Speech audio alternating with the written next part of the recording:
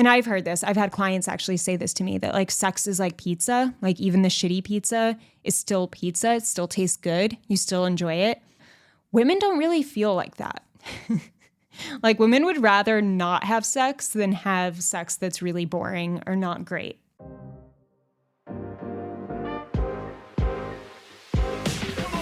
Welcome to What I Love About Sex, where some incredible guests and I, Steph Kanowski, will be bringing you the tools for improving your sex life with topics such as sex issues with your partner, sexual self-confidence, premature ejaculation, sexual shame, masturbation, sharing your fetishes, orgasmic pleasure, and more. Sex is still so taboo, and I personally believe that by improving our understanding and communication skills around sex, we can enhance our own self-pleasure as well as deepening our long-term romantic relationships. So listen in, try to stay open-minded, and let's get started.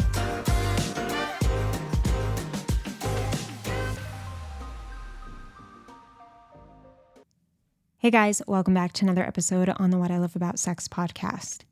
So I'm so out of it today, so I hope we can get through these points here without me having to restart this podcast 50 times. We are on take 3, but that's okay. Sometimes that happens. Before I jump into today's topic, which is novelty, changing things up in your sex life, I want to let you know that my YouTube is blowing up pretty quickly. So check out my YouTube at Stephanie Ganowski if you want to see that other content. And the 2 pieces of content that are going viral right now is how to get more blowjobs and having sex versus making love. So if these topics interest you, check out the description link. Check out the link in the description of this episode and you could watch those videos. Talking about novelty, I get a lot of questions like, how do I keep the sexual fire going after so many years? And yeah, there's a few things I want to say about this. The first is novelty can help you have more frequent sex. And if you're having more frequent sex, it can help you enjoy your sex a lot more. Right? So there's some of you who are like, all right, we do it like once a week and it's okay, but I know it has the potential to be a lot better. And then there's some of you that are like, we have sex once a month and I feel like it has to be perfect when we have it. And I kind of have anxiety around it because if it doesn't go well, what if we don't have it for another 3 months? So I hear this a lot. And novelty is an answer to both of these problems. If you're making little changes in the way that you and your partner desire and actually look forward to, and you know you would both enjoy, then sex is going to be something you automatically prioritize more, you know? So this does go hand in hand with making sex a priority. And that's something I often hear, like, how do we make more time for sex during our daily schedule so that it's not only on vacation? And all of this goes together. Like when you have novelty and you do new things in your sex life to spice things up and you really enjoy it, you look forward to doing it, you tend to prioritize it more. But you also have to prioritize sex in order to have novelty. So double-edged sword. You have to prioritize it. It's one of those things where at first it might feel like you're putting it in the calendar and that might take away some satisfaction. Sometimes it does, right? Like me and Andrew had to do that last week. And I was like, look, I know this might feel weird, but we haven't been having sex as often as we do. And I want to make sure that we're both still prioritizing it. And so what about this day? And, we never had to schedule before. So it was kind of put it in the calendar for this time. And we did. And even in the morning, like he mentioned it and he said he had a date with me. And it was just like, oh, you remembered. And like, oh, this is kind of exciting. Like, oh, what are we going to do? So it was something that, although it felt weird in the beginning, it was coming from a genuine place of like, I really want to make sure we're prioritizing this with all the work stuff we have going on right now that's stressing us out and that's making us work a lot of hours a day to the point where we're exhausted. But it's, sex still has to be a priority and to this level. So with us having that conversation and saying, hey, I know that like scheduling doesn't feel like the sexiest thing, but I think we need to do it this week. We understood each other in that moment and the needs of each other. And we went through with it. And then it was actually nice. It was really nice. And it actually built anticipation regardless of the awkwardness we felt in the beginning.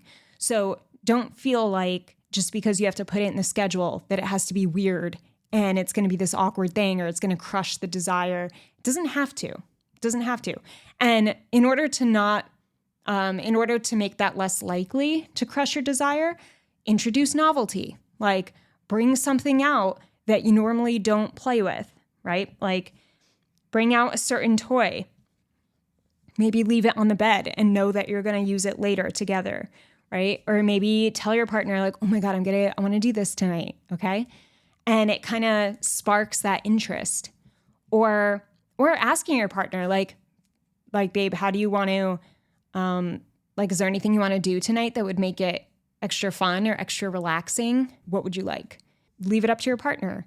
Novelty can be something completely new that you've never done before, where maybe it's like, okay, that's a Friday night thing. Like that's like 2 hours to devote to this because it's new and it's kind of takes up a lot of time and it's this kind of crazy thing.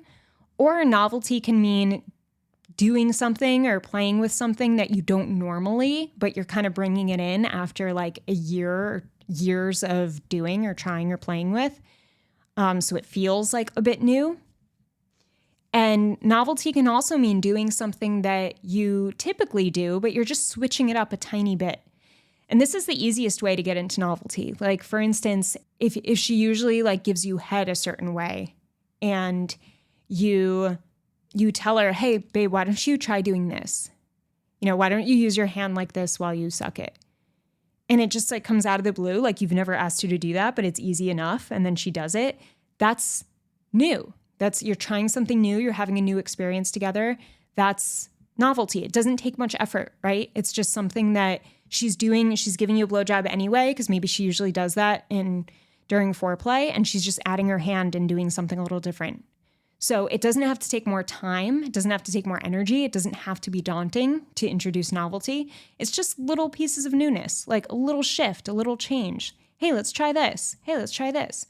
And that could really, really help because I think people get stuck in routine, especially you guys who are afraid of like, I just know so many guys, I don't even know how to phrase it, but it's like when you're afraid to switch anything up or you're terrified of having erectile dysfunction or something like that because you're like, I hardly have sex. So when I do, I'm not going to fuck it up. No pun intended. But like you kind of panic around doing anything different because you want that sex to be great since you don't always have it. But you really have to break out of that scarcity mentality because if you are always doing the same thing over and over, she's going to want it less and less. Statistically, women will want it less and less if the same thing is happening every time. It gets boring. And there's this saying that like a lot of men, and I've heard this, I've had clients actually say this to me, that like sex is like pizza. Like even the shitty pizza is still pizza. It still tastes good. You still enjoy it. And women don't really feel like that. Like women would rather not have sex than have sex that's really boring or not great. It's like we don't really think like, oh, well, it's still sex. We're like, that was just not worth it. Not worth my energy or time or what I have to deal with my body now. Like for instance, like the pain, if you thrust really deep and she bruised her cervix, like it's just not worth it in a lot more ways for women than it is for men. Women typically don't think like, oh, well, sex is still great. We're just like, no, it has to be good. Like sex is great when it's great sex. And a lot of that has to do with feeling connected to our partner and feeling like our partner cares about what we find pleasurable. And when novelty comes into the picture, like you want to know what changes to make it better, right? Like the point of this is to try things to see if you can enjoy sex more together or have new experiences together, which will connect you and therefore make the sex enjoyable. When you're doing new things, even if it's not It doesn't have to be like the craziest, most exciting thing, but if you have a little tweak or you have sex in like a car after date night and you never did that or you haven't done it in years and then you initiate it, that's super memorable. It's super sexy. It makes you feel more connected and it's a new experience you shared. It makes you want sex more, at least coming from a woman. That's how I would think of something like that. So try to get out of the headspace that, oh, sex is still sex. It's still great no matter what. Because that's not true for a lot of people, a lot of women especially. You might already not agree with that. Also get out of the headspace that, what was the other thing I was going to mention? That if it's not broke, don't fix it. I think that's another way that a lot of men view sex, where it's like, hey, like she never complained, but we also don't have it that much, and it's okay when we have it. It's not great. Like you shouldn't have the standards of, well, she's not complaining, so just let's not say anything. You want to ask questions. You want to talk to your partner about how she's feeling about your sex life together and what's enjoyable and what's maybe not, or what has anything changed that she doesn't want to do anymore in the bedroom. Like, you want to know these things. So important to know these things and to have these conversations, because when you stop talking about this stuff, that's when you stop trying new things.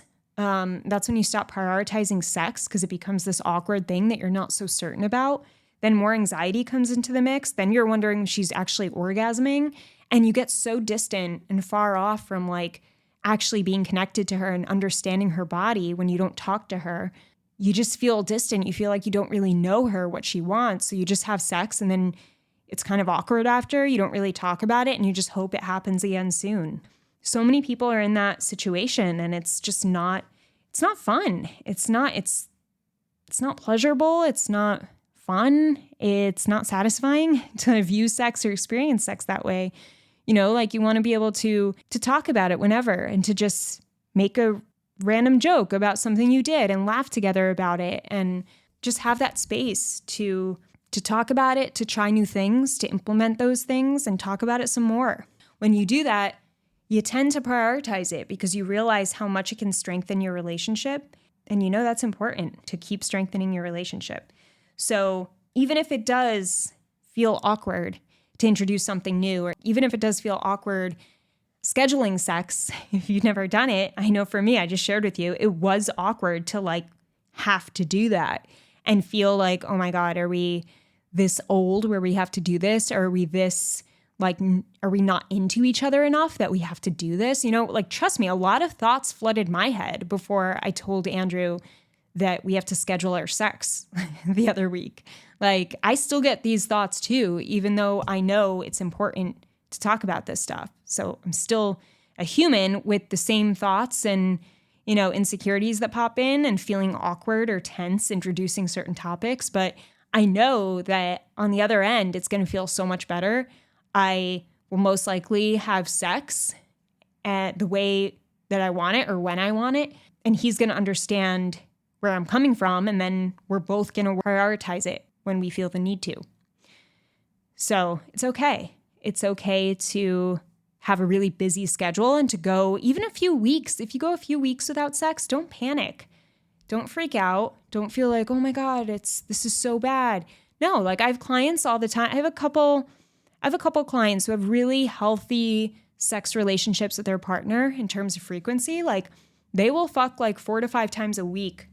And then they'll have a few weeks where there's no sex because of their schedule. And they don't panic about it. They're just like, oh yeah, like it's kind of funny how like last week we had sex 4 times and this week nothing. But that's life, right? And like we laugh about it because it's true. Like that happens. And as long as you're communicative with your partner and you know each other, what each other really wants, that's not an issue. That's just life. Everything goes in phases. And sometimes we do things that we're focusing in on a lot more.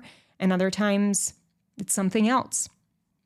It's really interesting because even though Andrew and I have a healthy sex frequency, in my opinion, I was just sharing this with him before this podcast, actually. We were talking about it on our podcast, which is called Sex and the Office.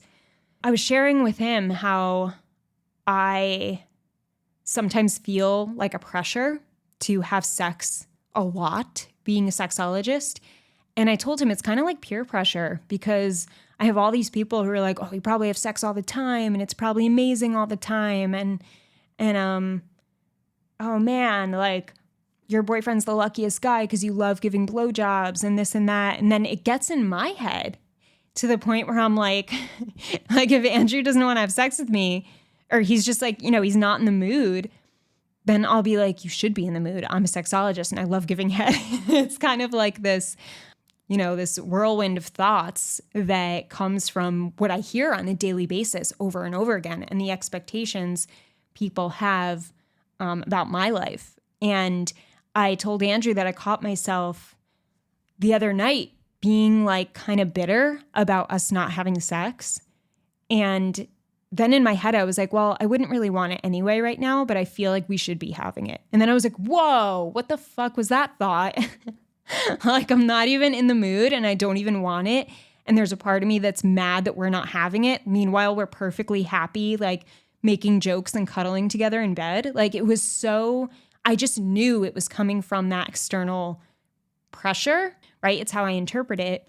But it was just so interesting to kind of catch that thought and be like, okay, woo, slow down. Like I don't always have to be hyper focused on having sex just because I'm a sexologist. Like I can also have phases, and Andrew and I can have phases where maybe we're more focused on work than we are our sex life, which is definitely the case right now. Like we are grinding and hardly see each other throughout the day because we're just on calls and we're just working nonstop.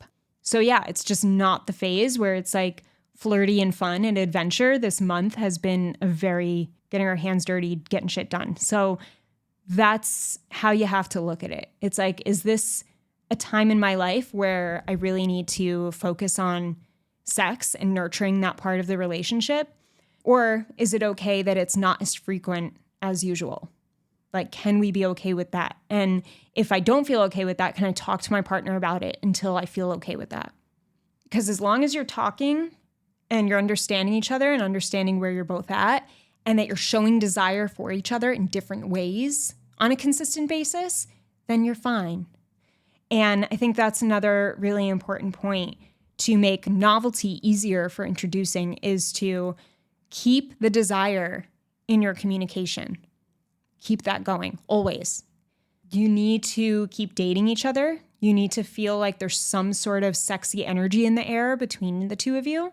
Otherwise, sex becomes less frequent and awkward and just, it's not good. It's not fun anymore when you lose that sex appeal between the two of you. Regardless of how busy you are, you have to keep the desire in the relationship. And that could be leaving sexy notes for each other or grabbing each other as you pass by, in a sexual way, or letting her sit on your lap or telling her to sit on your lap randomly throughout the day. Like, it's not going to lead to, maybe you just want to talk to her, but it's like in a sexual, like she's sitting on your lap and you're holding her and maybe like grabbing onto her butt or something. Like those little acts, they don't take up a lot of time. They're not like sexually overt. They're just like, but they're sexual in nature and they show desire and they show that erotic energy is still present back and forth. That's what you need. When you have that, regardless of how much sex you're having, you will feel a sense of stability in your romantic relationship. And you'll feel like, okay, we're good here. Like our sex life is great, even if you're not physically having sex. So yeah, that's important. And I've definitely brought that up to Andrew before when there was a different phase of like work. And I said, there's so much work, but I'm not feeling anything from you. And it's making me feel sad and distance from you. And I love when we're really connected through our sexy jokes and when you touch me like this. And I love that so much. And I would love if you kept doing that. And by me giving him examples and telling him like, hey, when you walk through the kitchen and I have a moment to connect with you, look me in the eye. Or like if I come and hug you randomly, like just put your phone down for 2 seconds and like hug me back. There's a moment where I was giving him these specific examples of how I felt like I was making attempts for connection and affection and he was so zoned into work. And how that made me upset and how I missed it and how I love when he did A, B, and C. And that way he was able to realize, oh, like, yeah, I didn't realize I was so, tied into work. We hired these new people, a group of new people at once. And I've just had so much on my mind, but I'm glad you brought this up to me. And I'm going to really try to do those things and be more mindful of that. I didn't even realize I was doing that. So having conversations like that where you're able to share with your partner when you do feel distanced in that erotic way so that sex doesn't become distant. Because I know if I didn't mention that to him at that time, we would have grew apart. Maybe not in our friendship, but in our erotic romantic relationship, it would have created this awkward space to where sex would not feel natural to go into. So when you have the conversation and you're upfront with like, hey, this is how I'm feeling about this. I don't feel great about it because I want to feel close to you. And this is what makes me feel close to you. When you do A, B, and C, can you be more mindful of doing that more? Like that's so specific. It's so targeted. I'm also not blaming him. I'm just saying I miss this and I feel like we're distanced right now and it would make me really happy if we brought this back into our relationship and you were mindful of that.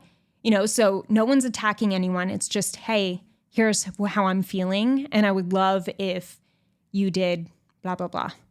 And then you listen in. And to listen in when your partner's giving you criticism like that, or just really speaking from the heart and sharing how she feels, you really want to do your best to listen, not like defend yourself. I think it could be really easy to defend. And even a great listener might still feel a great urge to defend oneself and be like, okay, well, I did this and I thought I always do this. And what about this? Like that doesn't help your partner with what they're feeling. They're asking for something specific and they're not feeling it. So you have to understand why they're not feeling it if you're doing all those things and understand what's in the way or what's missing. Or you just have to listen and be like, okay, babe, moving forward, I'm going to really be mindful of those things. I didn't realize how, whatever. So those conversations are key. And those are the tough conversations you need to have. I wouldn't say frequently, but they can come up more often than you think. And it doesn't necessarily mean, sometimes they come up more during certain phases of life with certain things going on, right? And then sometimes they're more sporadic. But when they come up, don't feel like, oh, this is bad. It's not bad. It's just you're feeling something. Your partner, always assume the best. I shouldn't say assume because I'm always telling you guys not to assume. But believe that your partner has the best intentions and wants the best for you and that they're your teammate. They're on the same side as you. So when you think that way, it makes it easier to talk to them. And when you talk to them, it makes it easier for you to come across in not a judgmental or blaming tone, but like, babe, I'm feeling really sad because I just feel like I feel more distant from you lately, even though we're under the same roof. And it's making me sad and feel a little anxious. And I don't know if it's like my anxiety or if you're really just not connected to me or you're not present or, for whatever reason you feel you can't be present. So I just wanted to talk to you because I love you and I don't want to feel this way. Like you would never respond to a partner who talks like that to be like, what the fuck? Blah, blah, blah. Like, it's just, that's how you need to talk when it comes to something that is in the way for you or you're concerned about. Believing your partner has the best intentions and therefore using a tonality and words that communicate, I miss you, I love you, I would love this, I'm curious as to why. And there's no harshness in there. There's no blaming, there's no turning away. There's turning towards. And this is the concept that John Gottman always talks about, right? Like turn towards your partner. And he said in satisfying relationships, partners were turning towards each other 86% of the time. And in relationships that were headed towards dissolution, partners were turning towards each other 33% of the time. And then he said, it's the small things we do with and for our partners every day that carry the most weight in the quality of a relationship and how we perceive our partner. right? So when you have conversations like this and you get used to handling things together in a calm, loving way, and you really believe that your partner has the best intentions for you, then whatever happens in your relationship, if it can be taken one way or another, like if a joke can be taken as a mean thing that was said or a joke, if you truly believe that your partner is always on your side because you have enough conversations to prove that, you're going to perceive that moment as a joke. And you're not going to think twice of your partner making fun of you or talking down at you. But if you're in a partnership where you're constantly turning away from each other, and whenever you try to bring up honest conversations about feelings, your partner's like, all right, I don't have time for, come on, like, let's move on here. Or no, it's not that big of a deal. Or no, what are you, crazy? Like, I wasn't thinking that. Then it creates a certain anxiety. You feel like you're never truly connected. You're not sure if they're really on your side. And therefore, in a same situation of a joke, having the ability to go either way, like as a joke or as something that was said that was mean, you're more likely to perceive it as mean if the majority of your relationship doesn't have that safe, non-judgmental communication of being on the same team. So if you don't feel like you're on the same team, you're going to perceive little areas of your relationship in a negative way. And those are going to build up. And you're going to have more and more of them to the point where you have all this anxiety about the relationship. You don't feel good. You don't know why you can't really trust your partner. You don't know why you don't feel completely emotionally safe with your partner. You can't really try new things during sex because you don't have that safety. You feel a little insecure around your partner because you're not sure if you could say certain things. Like so much shit comes from not being able to have conversations where we believe we're on the same team, we're on the same side. And I think this is why friendship is so important and essential to long-term relationships, romantic relationships, because if you don't have a strong friendship, like friendship is rooted in all this stuff, right? Like the trust and being able to laugh with each other and wanting the best for each other and supporting each other and being on the same team, doing it together, right? Like that's like a lot of what friendship is. And if you don't have that baseline with your romantic partner, then it's harder to have the conversations that are more delicate and potentially could be taken as criticism or awkwardness or tension or insecurities that the topic of sex has. So yeah, I just went on a rant. I hope all that made sense because I'm so tired and I was just talking and I'm randomly like, is this making sense? I kind of feel like I'm all over the place. But sometimes I feel that way when I'm ranting and then people are like, oh, it totally made sense. So I'm just going to run with it. But yeah, guys, that is it for today. We'll leave it there. Don't forget to check out my YouTube at Stephanie Ganowski to see some videos. Have an amazing morning, evening, or night, wherever you are in the world. And I'll talk to you soon.